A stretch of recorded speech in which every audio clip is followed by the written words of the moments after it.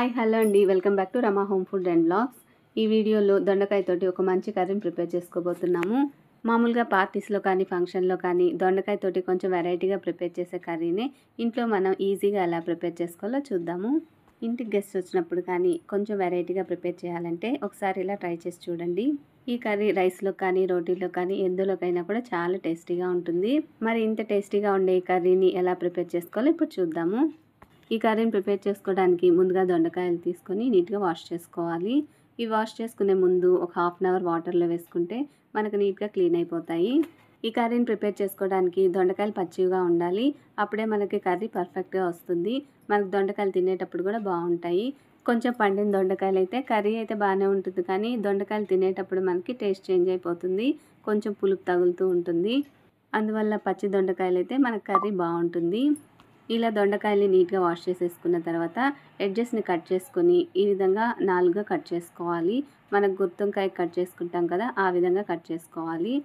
ఇలా కట్ చేసుకోవడం వల్ల దొండకాయ బాగా ఫ్రై అవడమే కాకుండా మసాలా కూడా బాగా పడుతుంది. ఇలా అన్నీ కూడా కట్ చేసేసుకున్న తర్వాత ఇప్పుడు మసాలాను ప్రిపేర్ చేసుకుందాము. దీన్ని ప్రిపేర్ చేసుకోవడానికి స్టవ్ మీద ప్యాన్ పెట్టుకొని వేరుశనగ పప్పులను వేసుకొని డ్రై రోస్ట్ చేసుకోవాలి. ఇవి కాస్త ఫ్రై అయిన తర్వాత ఇప్పుడు ఇందులోకి కొంచెం ఎండు కొబ్బరి, అలానే కొంచెం చెక్క, లవంగం, యాలకులు కూడా వేసుకొని ఫ్రై చేసుకోవాలి. ఇందులో పచ్చి కొబ్బరి కూడా వేసుకోవచ్చు. అయితే వాటిని సపరేట్గా బాగా ఫ్రై చేసుకొని వేసుకుంటే టేస్ట్ బాగుంటుంది. ఇవి బాగా ఫ్రై అయిన తర్వాత ఇప్పుడు ఇందులోకి 1 టేబుల్ స్పూన్ నువ్వులు, అలానే 1 స్పూన్ గసగసాలను కూడా వేసుకొని ఫ్రై చేసుకోవాలి. ఇవి వేసుకోవడం వల్ల మసాలా స్ట్రక్చర్ కానీ టేస్ట్ కానీ చాలా బాగుంటుంది. చూడండి, ఈ విధంగా ఫ్రై అయితే సరిపోతుంది. ఇప్పుడు వీటిని ఒక ప్లేట్లోకి తీసుకొని చల్లారిన తర్వాత మిక్సీ జార్లో వేసుకొని ఫైన్ పేస్ట్గా బ్లెండ్ చేసుకోవాలి.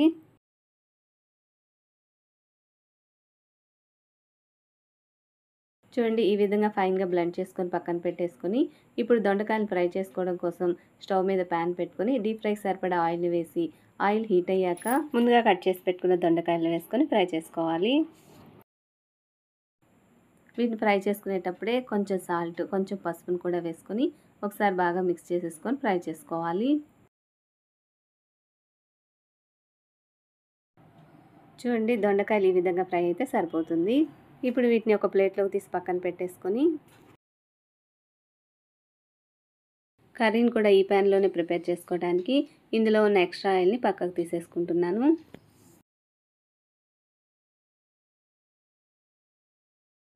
ఇప్పుడు ఇందులోకి కొంచెం షాజీరా, సన్నగా కట్ చేసుకున్న పచ్చిమిర్చి, ఉల్లిపాయలు కూడా వేసేసుకొని ఫ్రై చేసుకోవాలి.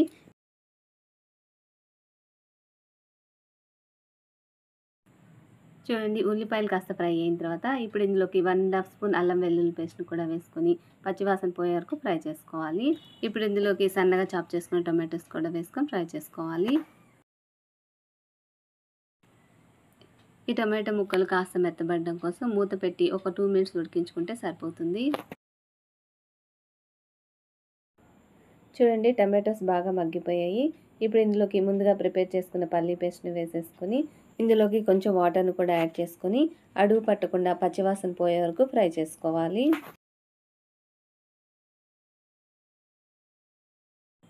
ఇప్పుడు ఇందులోకి మసాలాకు సరిపడా ఉప్పును వేసుకుంటున్నాను. ఆల్రెడీ మనం దొండకాయలు ఫ్రై చేసుకునేటప్పుడు ఉప్పు, పసుపు వేసి ఫ్రై చేసుకున్నాం కాబట్టి ఇప్పుడు కాస్త చూసుకొని వేసుకోవాలి.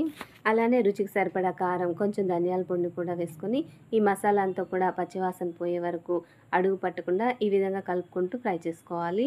చూడండి, మసాలా ఈ విధంగా కలర్ చేంజ్ అయ్యి ఆయిల్ పైకి తేలుతున్నప్పుడు ముందుగా ఫ్రై చేసి పెట్టుకున్న దొండకాయ ముక్కలు ఇందులో వేసేసుకోవాలి. ఈ మసాలా అంతా కూడా ముక్కలకు పట్టడం కోసం ఒకసారి బాగా మిక్స్ చేసేసుకొని మూత పెట్టి ఒక 2 మినిట్స్ ఉడికించుకుంటే సరిపోతుంది. ఇదంతా కూడా ఫ్లేమ్ని మీడియంలో పెట్టుకొని ఫ్రై చేసుకోవాలి, లేకపోతే అడుగు పట్టేస్తుంది. 2 మినిట్స్ అయిన తర్వాత మూత తీసి గ్రేవీ కన్సిస్టెన్సీ కోసం కొంచెం వాటర్ని యాడ్ చేసుకొని ఈ స్టేజ్లో టేస్ట్ చెక్ చేసుకొని ఉప్పు కానీ కారం కానీ అడ్జస్ట్ చేసుకొని మూత పెట్టి ఒక 5 మినిట్స్ ఉడికించుకుంటే సరిపోతుంది. ఇప్పుడు మూత తీసి చూద్దాము. చూడండి, పర్ఫెక్ట్గా రెడీ అయిపోయింది. ఇప్పుడు ఫైనల్గా ఇందులోకి నిమ్మరసం కానీ లేదంటే 1 or 1.5 స్పూన్ చింతపండు గుజ్జును కానీ వేసుకొని మిక్స్ చేసేసుకోవాలి. ఇది వేసుకోవడం వల్ల గ్రేవీకి మంచి టేస్ట్ వస్తుంది. చూడండి, దొండకాయ కూడా చాలా సాఫ్ట్గా ఉడికిపోయింది.